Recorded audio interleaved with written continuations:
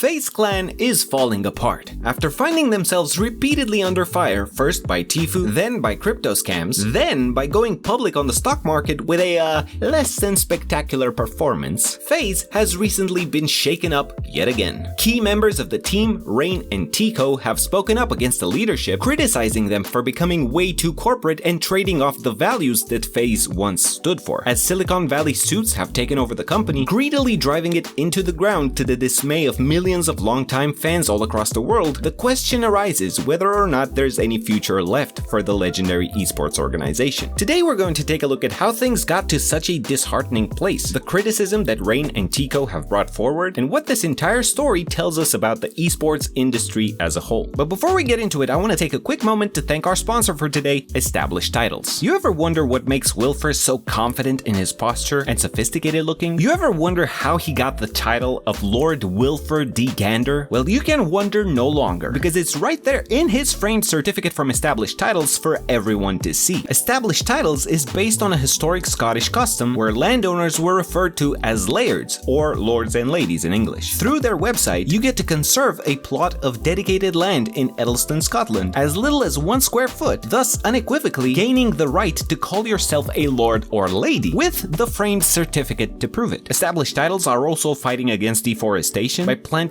1 tree for every 1 square foot of land people buy through their website. They've been working for a long time with charities 1 Tree Planted and Trees for the Future. It's great for the environment because the plot you buy will actually preserve the natural woodlands of Scotland, and it's also a fantastic gift for someone you care about. Not to mention, the first 200 people purchasing a title pack using my custom link will effectively be right next to Wilfer's dedicated plot, within a few minutes of walking distance. They're running a massive spring sale right now, and if you use my code Andrei, you will get an additional 10% off. So head on over to establishedtitles.com/Andrei to get your gifts and help support what we do here on the channel. Thanks to Established Titles for sponsoring us. Now let's get back into our video.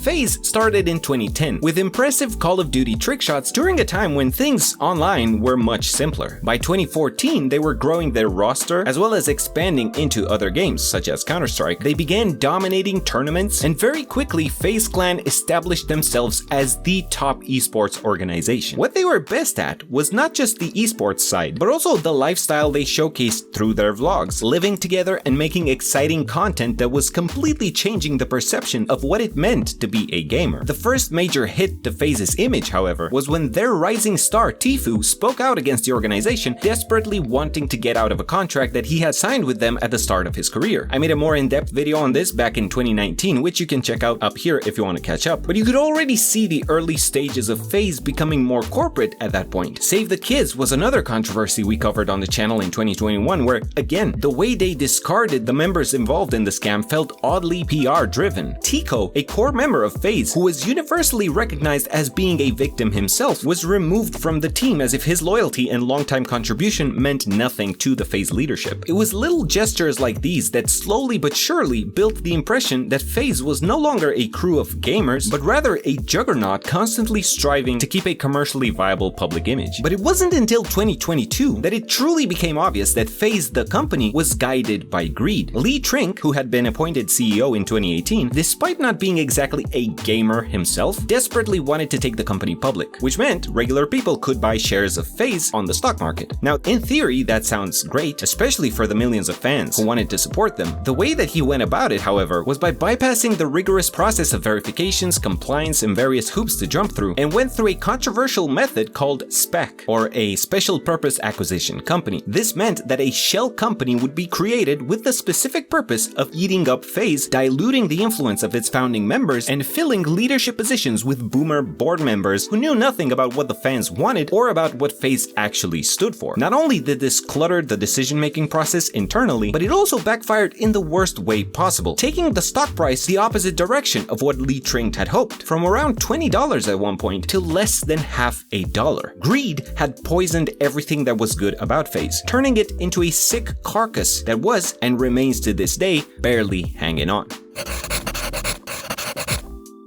Although Teeqo's video is the one that pushed the narrative forward, it's important to give credit to Rain's efforts as well. For months prior, Norton Shat, aka FaZe Rain, one of the founding members of the organization, had been ringing the alarm bells about what's been going on behind the scenes. But I felt so terrible about the brand that I just like put so much time and effort into, and just kind of got robbed and kind of got like infested with all these people that have the wrong intentions. It's just weird, bro. And I don't like FaZe being that company. And again, people could also always say like, well, that's what happens when you sold out. We didn't sell out. That's the biggest issue, is that it's not like somebody came to all of us and said like, yo, you're being like paid off to let all these people in. It does kind of all happen under our nose. We let one person, who let one person, who let one person, we'll all start doing this together. You know what I mean? He goes on to describe in vivid detail how FaZe was robbed of decision-making power internally, not by being bought out or rewarded in any way, but rather through a Machiavellian strategy of replacing pillars of the structure one by one, completely removing the previous foundation before anyone was even able to notice. Then we come to FaZe Teeqo, or by his real name, Jakub Swarthen. When we last heard of Teeqo, he had been kicked out of the team for being involved with the huge crypto scam named Save the Kids. Feel free to click up here to revisit the story in more detail, but he basically gave up on making content after how he was treated by the team that he had also helped build for over a decade. How are you going to be the biggest organization in the world, pushing this industry forward, and you can't even take care of your members that's been in for 12 years? The only contract I've ever had with FaZe, guess what contract that is?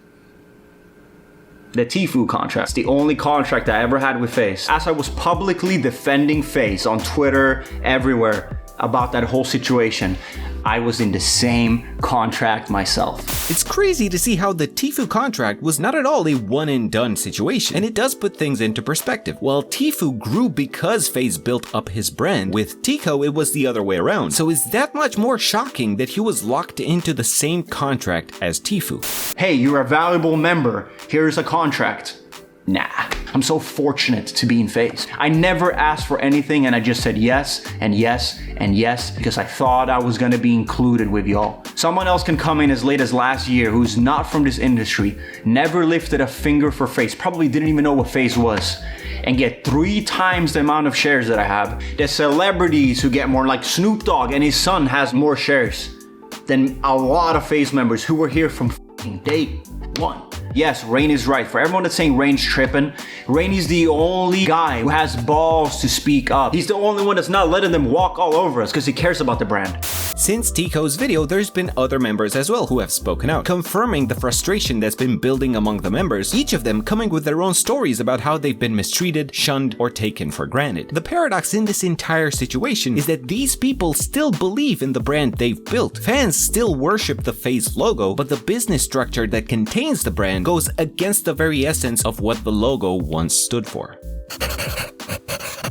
The story of FaZe Clan is by no means uncommon in the world of entertainment. It just happens to be the first major case in the gaming world. But in the music industry, for example, we've seen similar stories time and time again, where artists build a name for themselves driven by their passion for their craft, while lacking the business expertise needed to manage their careers. This makes them vulnerable to exploitation by managers, record labels, and other industry professionals who have more experience and knowledge about how the industry works. Such was the case with the likes of Prince, Aretha Franklin, the Beatles, Taylor Swift, Lil Wayne, and the list goes on and on and on. In such cases, while the public enjoys the music an artist puts out, the performer is oftentimes struggling against their management behind the scenes, and many, if not all, decisions regarding their brand are outside of their control. With esports, we are just starting to scratch the surface in this area. I feel like gamers and gaming organizations like FaZe that were built 100% on grit and passion have a lot to learn from the developments within the music industry over the previous decades. And as the gaming industry itself evolves and becomes more mature, people need to be more aware of the business side of things. Otherwise, a successful brand like FaZe Clan can very quickly crumble, leaving a bitter aftertaste for all the fans who have supported them over the years. What do you guys think about this whole situation? Who do you think is to blame for where things have gotten with FaZe? And do you think there's any hope left to salvage the organization from the claws of their oppressors? Let me know your thoughts down in the comment section below. As always, thank you for watching, and we'll see you again